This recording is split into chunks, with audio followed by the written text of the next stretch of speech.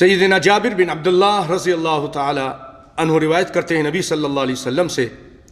کہ نبی کائنات صلی اللہ علیہ وسلم ایک دن فرمانے لگے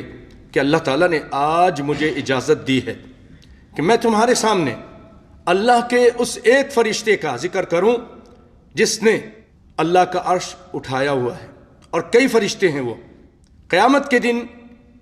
وَيَحْمِلُ عَرْشَ رَبِّكَ فَوْقَهُمْ يَوْمَئِذٍ ثَمَانِيَةٌ، اس کے عرش کو 8 فرشتے اٹھائیں گے۔ اور ابھی کتنے نے اٹھایا ہوا اس میں اختلاف ہے، کچھ کہتے ہیں 4 ہے، کچھ کہتے ہیں 12۔ تو وہ ایک فرشتہ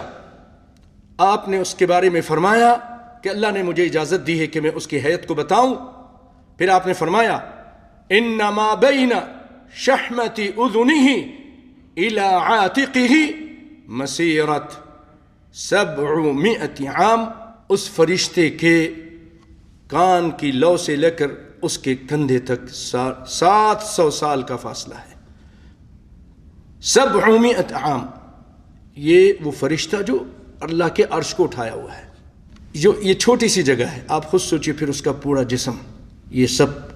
کتنا فاصلہ ہوگا، اور اس کے اوپر اس کا عرش ہے۔